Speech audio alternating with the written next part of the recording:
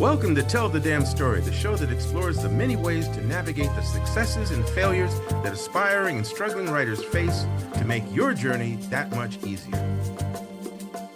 Hey folks, writers are like anybody else on the planet. Sometimes life throws things at you and you got to figure out how you want to deal with that. You got to sort of take in what the reactions are, how your emotions are playing with each other, and how you're connecting with other people, and that's going to influence what you write.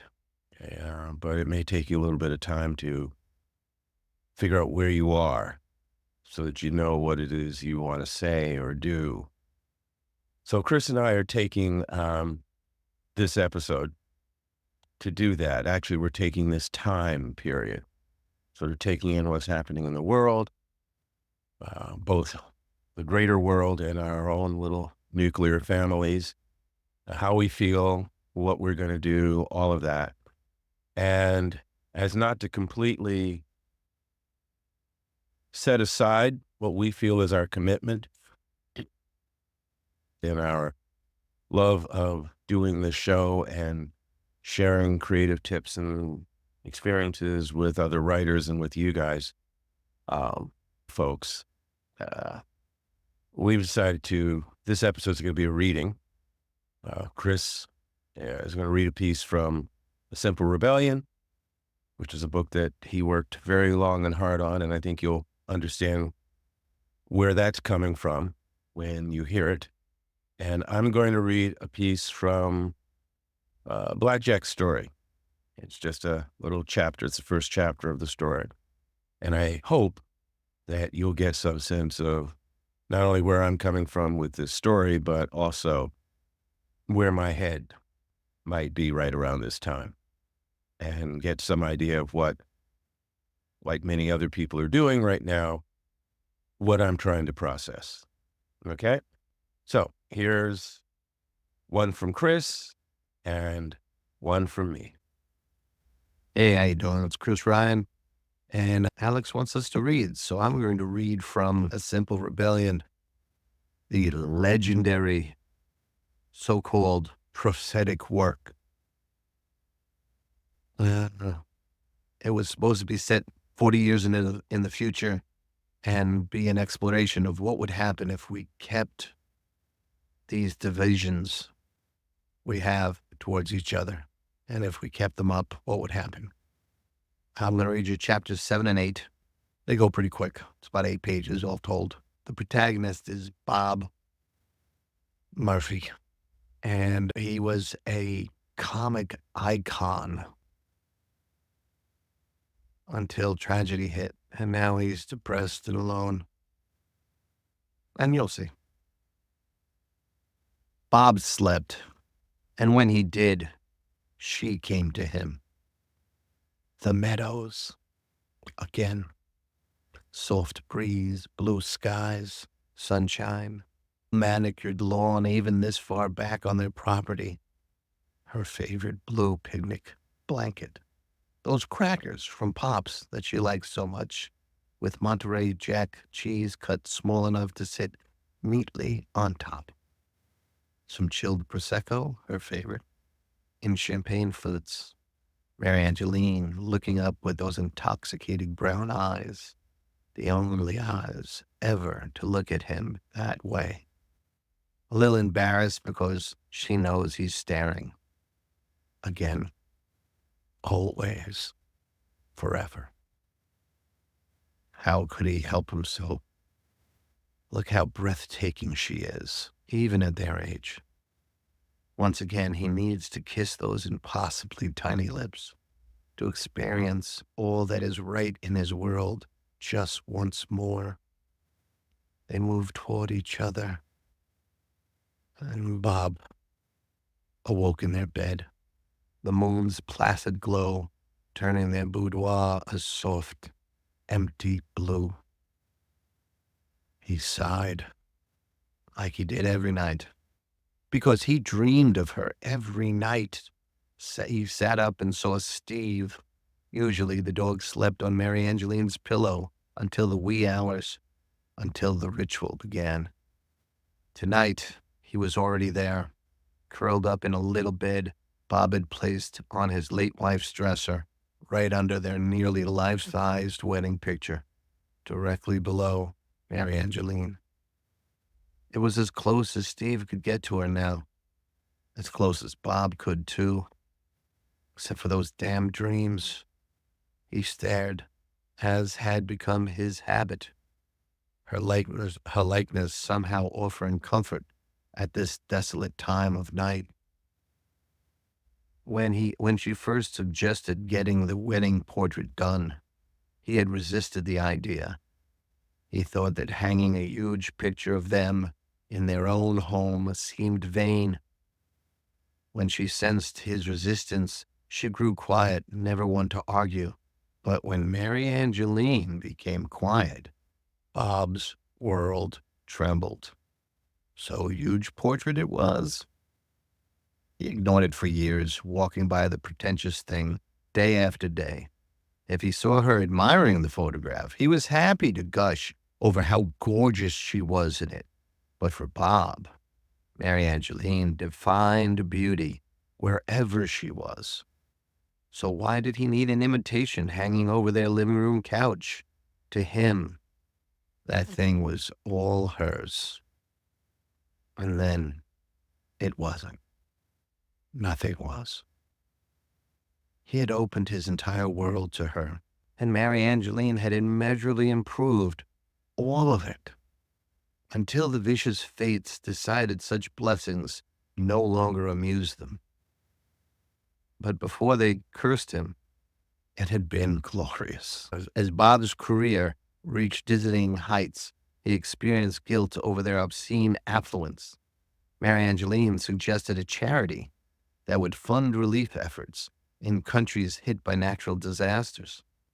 And so Gratitude Unlimited was born. They launched it using 40% of their wealth.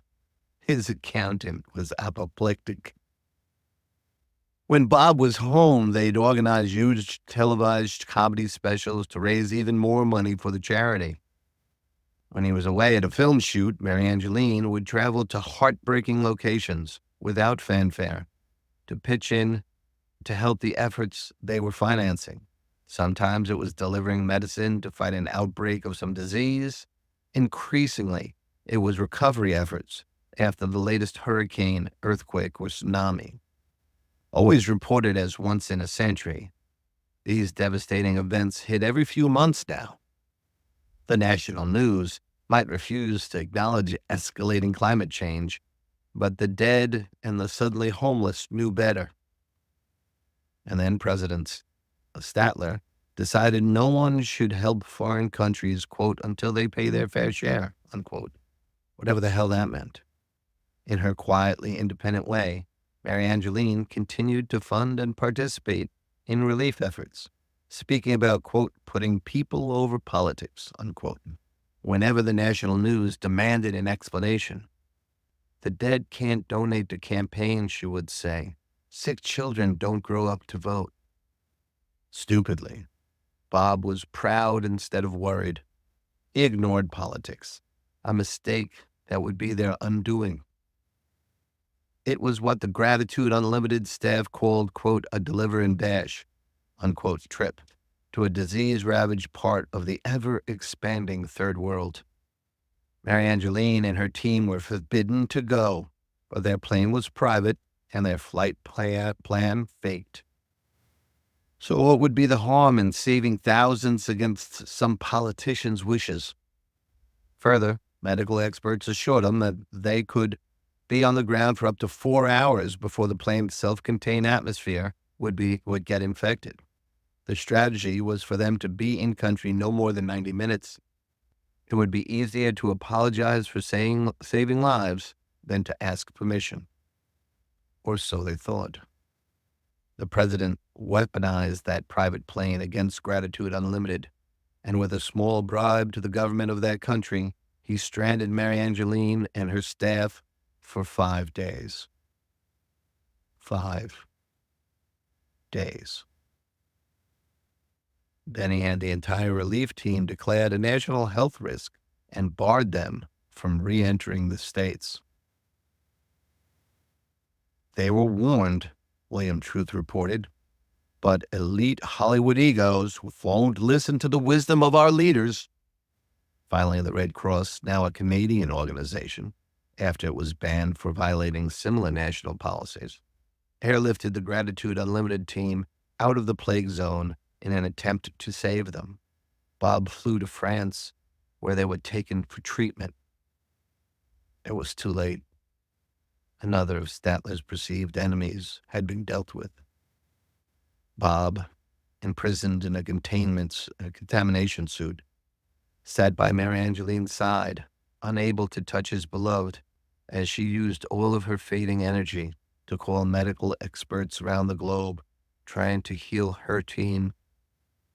By the time the last of them died, Bob had been forced to witness every aspect of his stunning wife wither to barely more than a skin-covered skeleton. By then, it was only Bob and Mary Angeline, her bedridden, him in that damned suit. The fragrant flowers piled high outside the hospital window couldn't comfort them. Headlines couldn't outrage them. Presidential orders for Bob to return couldn't reach them. Not in those final hours. French officials misdirected true American ambassadors away from the Murphys' location, sending the predators to other parts of the country. Fans piled bouquets high at every location announced, adding to the cover-up. Oblivious to all of it, Bob and Angeline stared into each other's devastated eyes, beyond prayer, beyond hope, suspended in the long, slow dusk of their time together. For once, nothing and no one else mattered. He was reciting her favorite Shakespearean sonnet when the end came.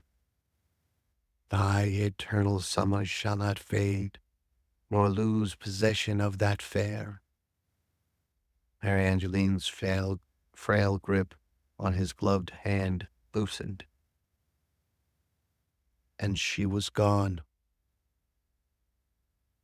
Chapter 8.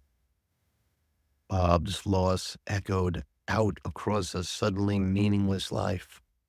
The unfairness, the cruelty, the brutal, unrelenting reality darkened every minute of every hour of his now worthless existence. And she had left him the mud, too. That Sasha. Ridiculous little creature. He remembered asking himself after the funeral, once he returned to his now hollow home, how he was going to take care of a dog when he couldn't even bring himself to eat. And he realized he wouldn't do either. They could fade out together. Mary Angeline might be glad to see them again so soon. He was resolved to die, haunting the house in an aimless shamble, growing weaker, wandering closer to what he wanted more than anything else. Deep into this slow suicide shuffle, he passed out on the couch, and she came to him, brought him to their first picnic. He was sure he had died and this was heaven, or, with his dodgy past, a fairly enjoyable purgatory. He awoke just shy of that kiss and cried for hours. Night after night, there she was, his Mary Angeline, and each night he moved toward just one more delicate kiss and failed. That slim chance at reverie somehow made a difference. Bob allowed himself a drink of water and eventually coffee, just to get him through the hours until the next dream.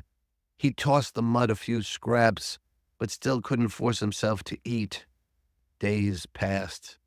Then one night he fell off the couch, reaching for her, slammed his chin on the coffee table, saw stars, drew blood, and laid there pathetically staining the carpet, crippled by the loss of her again. Looking around the room, cursing himself for being too weak to end this wretched sham and rejoin her, he saw the mud. That Sasha. He was curled up on the top of the couch, directly under the right side of that enormous portrait, staring up at Mary Angeline in shimmering light, love radiating from the most soulful eyes Bob had ever seen. Bob rose and eased closer, taking in the portrait as if for the first time. The dog glanced at him and then settled back in as he had on her lap hundreds of times throughout their years together. The mirthless comic glanced at Sasha, what a horrible name, and then returned his gaze to the portrait. They stared at her image for a long while, and for the first time in what seemed an eternity, Bob felt a little better.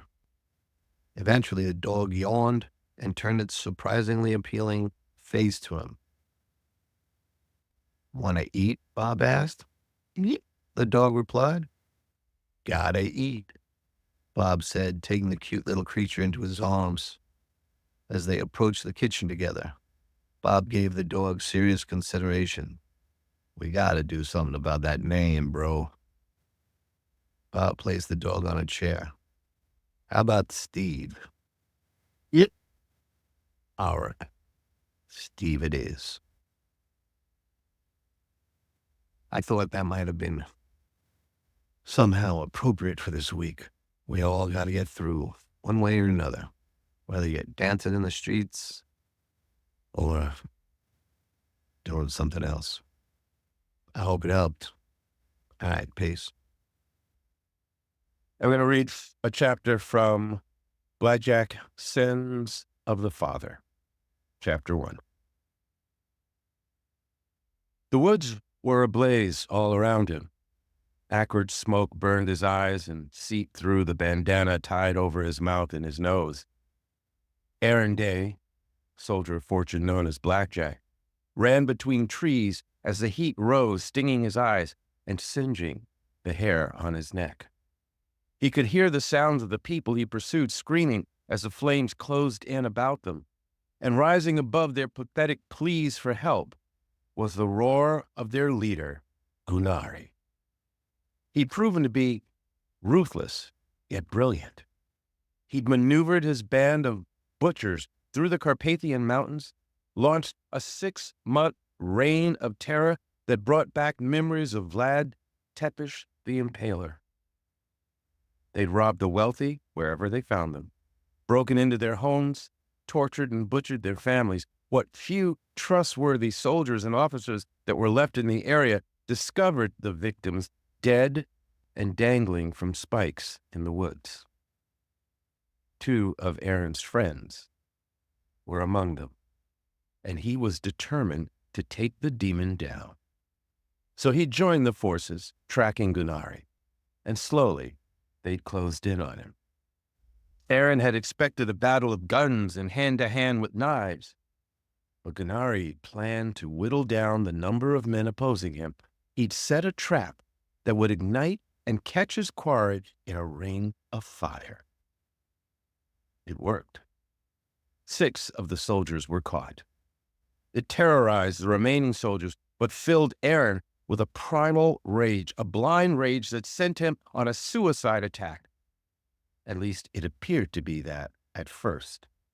But his movements were quick and precise, his aim was accurate, and his Walter Colts sent his enemies flying off their feet.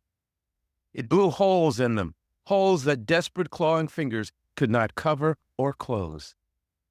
Seeing this, the remaining soldiers fell into the attack behind Arron, and soon the bandits were on the run or dying.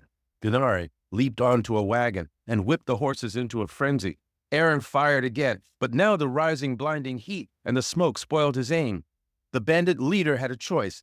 Up ahead, there was a wall of flames to his left or a narrow pitted road to his right. Blackjack ran into the middle of the road, prepared to fire at the oncoming enemy. But Gunari was not a rational man. He was not a tactician. In his maddening state of mind, he only craved one thing: escape. He lashed the already panicked horses into a mad run right into the wall of flames. Perhaps he thought it was clear on the other side. Perhaps he didn't care. Gunari was roaring in defiance at the top of his lungs just before the shouts turned to screams. And in that moment, Arron not only heard the voice of Gunari, but he also heard the killer's family, the sons he trained to loot and kill, the wife and children in the wagon with him, Gunari's own children, bleeding.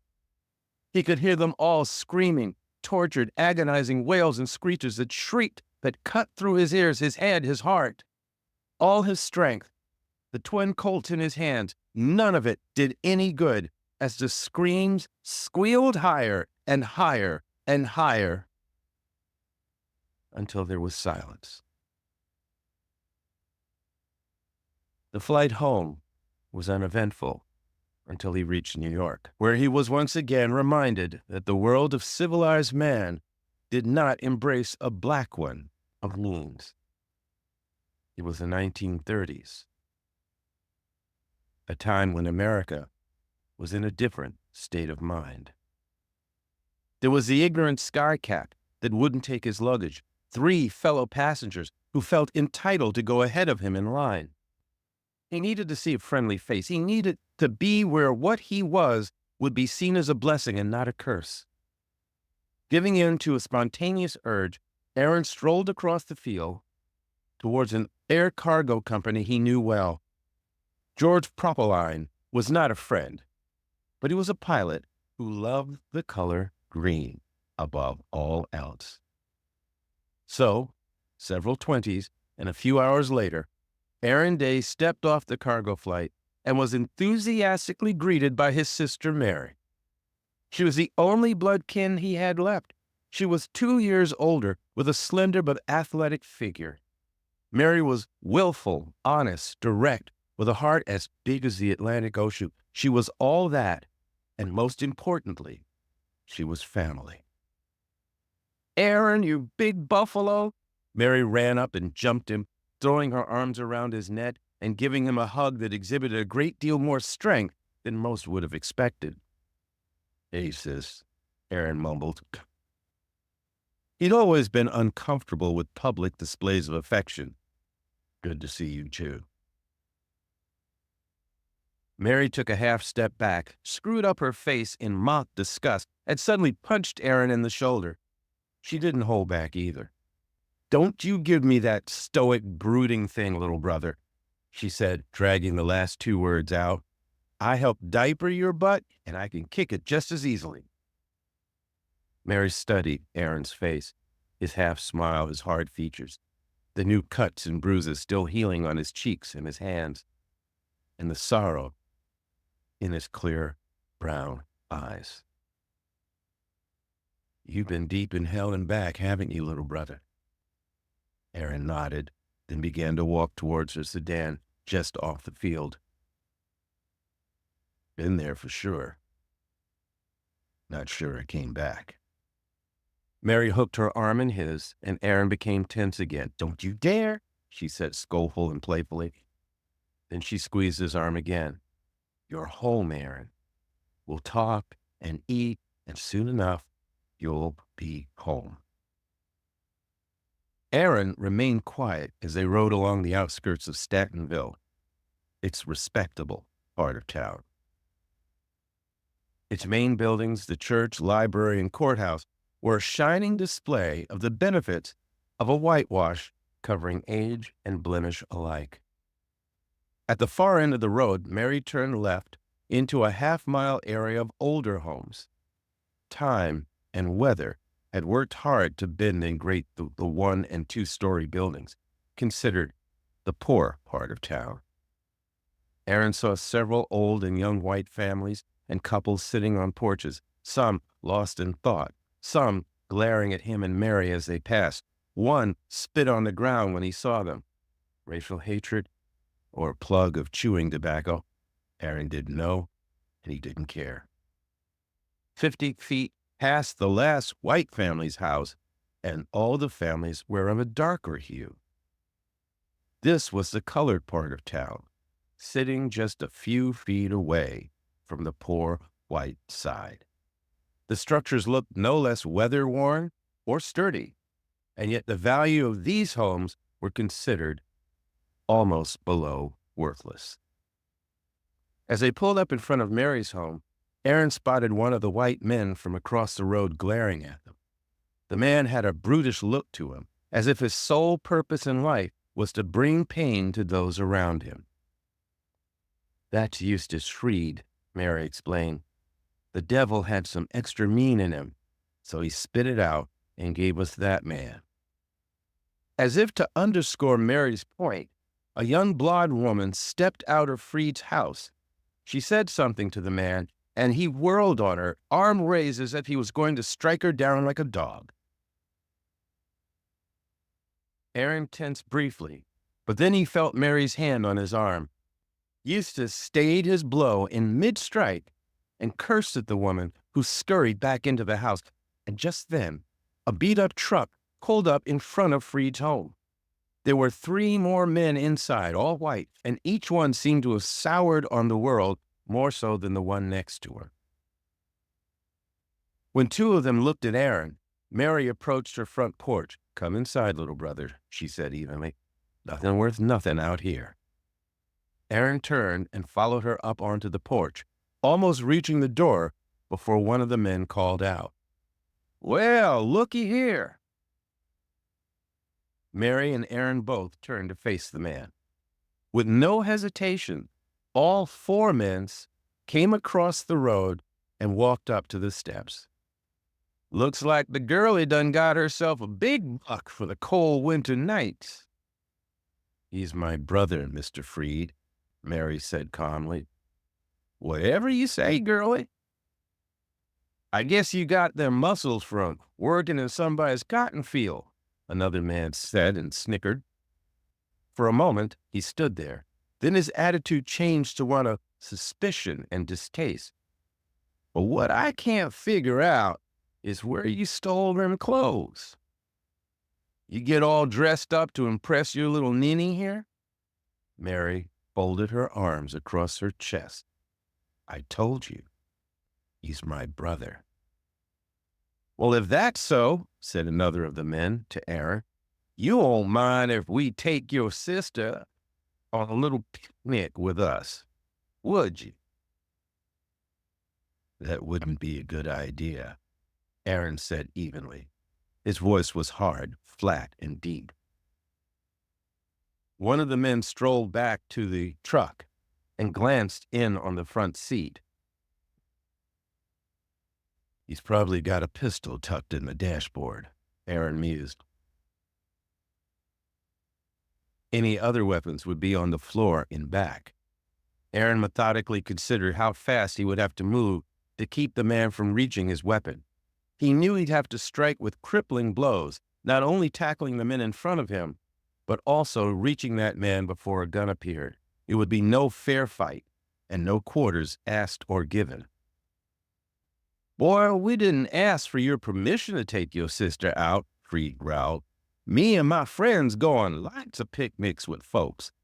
We even go hunting in the woods round here, have our fun shooting things that don't move fast enough." Arron could feel his anger boiling. It was rising up like a blinding white light at the base of his skull. The images of the gypsies in the woods, the fire and the screaming children flashed before him, and his hatred for a father who raised his own children to be devils, a man like these men before him, like the children of these men would become one day. The men must have seen the look in Arron's eyes, or maybe it was something Mary had just said. Arron hadn't heard her clearly. He was in that dangerous place just before blood ran red and cold. But Freed and his men had turned and were strolling back to their truck. Their eyes were still filled with hate and contempt, and something else Arron could not quite read. "We got something to do now," Freed remarked as he closed the truck door. "But we might swing back this way later. Never know." He sneered as he and 2 other men looked Mary up and down and then drove away. "Breathe, little brother." Mary's voice was tinged with concern. "We've been here before. There's nothing new about it. Breathe." Arron was trembling with fury. It took him a few seconds to hear her words and take one or two breaths. And then the lightheadedness began to subside. Finally, he noticed he could unclench his right fist. "I'm home, huh?" he snarled.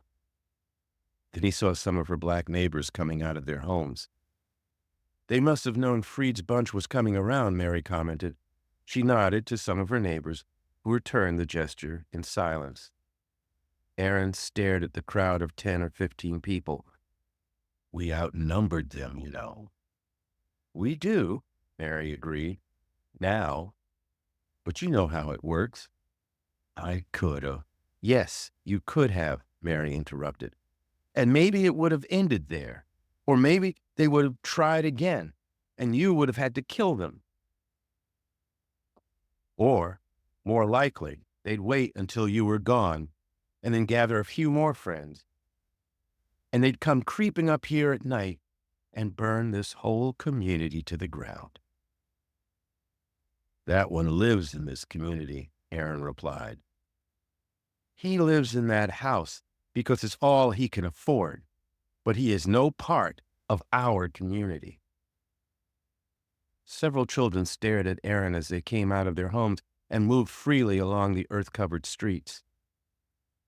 "I don't want to teach those children fear," Arron told his sister.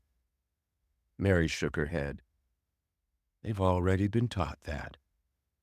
Now we have to teach them how to walk with pride and honor while they're outnumbered. And until that day, come inside, Arron."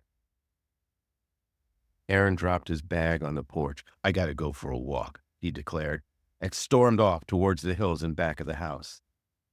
Mary shook her head, picked up his bag, and quietly walked into the house. For 2 hours, Arron roamed the rocky crag near Mary's home. His memories were played with images of their youth in New York, London, Cairo, Cuba. No thoughts of games that they played with other children. No visits to brightly lit homes and temples and huts. Just a cesspool of evil that they had seen. The hatred he had faced, his father had faced, his mother had endured. It all poured in on him, along with the mission he just returned from, and Arron couldn't help but wonder what it was all for. Life offered little differences between what his parents had known and what he and Mary faced now. What was it all for? As the sun set in the distance, Arron returned to the house. He mounted the porch, and his senses became alert. Again, there was no one on the streets or sitting on the porch fanning and gossiping, and Mary's door was ajar. Arron went in fast. Whatever was in there would have one chance to stop him before he... The parlor was a wreck. Chairs were overturned, lamps toppled and broken. There was a broken bottle near a table, and the jagged neck was smeared with blood. Droplets led towards the kitchen, where there was even more wreckage and more droplets of blood. "Mary!" Arron shouted. The back door was open, and the droplets led to a set of tire tracks just outside. The small vehicle had come up from behind the house and departed the same way. Arron ran around the front of the house and onto the deserted street. "Where is she?" he shouted. Across the street, the man and his wife stepped out. "Where is she?" Arron demanded. "We didn't see her leave." "Didn't hear anything either," Arron roared. More neighbors came out of their homes. "Her home is a wreck. There was a fight. There must have been noise, but none of you heard anything." Arron glanced around at the dark faces before him, tinted yellow and blue by the night sky and the moonlight. He saw the confusion in their eyes and something else. "My sister said we already taught them fear," he declared. "Well, tonight I'm going to teach them something else." "My sister's..." He saw the confusion in their eyes and something else. As they clutched their children by their side, Arron stared at a few of the boys and girls. "My sister said we already taught them fear," he declared. Well, tonight I'm going to teach them something else. Arron ran into Mary's home and up to the room he had used so often when he came to visit. His bag was there, and inside were his Walter Colts and holster. When he came back out, the guns were strapped on. He started for Freed's home, and two men ran up to him. You can't go in there. The first man warned. You do him any harm, and them other men will come back at you and all of us. Arron pushed past the men. I promise, if they've hurt my sister, you will never see any of those men again. With that, Arron ran to the house and kicked in the door. Again, that's from Blackjack Sins of the Father. It's chapter 1. Have a good day, good afternoon, a good evening, and any other pursuits that can make life a little bit better. Take care. See you next time.